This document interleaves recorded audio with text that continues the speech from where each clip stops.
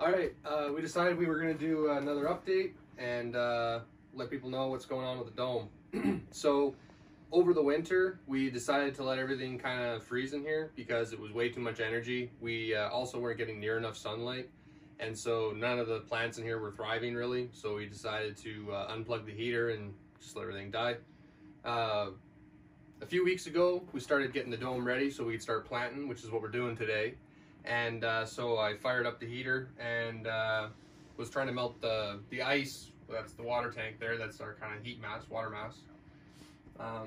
So I did that, and when I started heating that up, I started to notice that the things that I thought would all be dead are not all dead.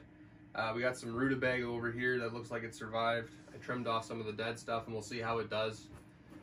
We've got our onions that we planted here, which I got to trim up. They look like they survived, which kind of makes sense. We got this lettuce here, which looked like it survived too. And then we planted a bunch of new lettuce in between, and in between over there and over here. Actually, we got a bunch of Swiss chard. The tomatoes, we started those inside about a month ago, 3 weeks ago. And I got those planted in here now, nice and deep. That's kind of one of the nice things about planting in the dome too, is you got like, you know, that much soil to kind of work with, so you can plant your tomatoes nice and deep so they get nice big roots. We got 8 that we got from seed. This is the peppers that we started alongside with them. We got some green peppers and some jalapenos. These ones I don't think are quite ready to come in here yet. I mean, they're pretty close, but I think they're a little more sensitive to the heat, so we'll play it safe and keep them inside for a little bit longer. And we'll probably start planting some more stuff in here now too. Over here, I think this is cauliflower that survived. Brussels sprouts. Or Brussels sprouts. Right, the cauliflower's over there. Yeah, so it's 3 Brussels sprouts look like they survived. We'll see what happens with them. Or 4. That one don't look so good. And then we got a couple of Swiss chard that look like they survived.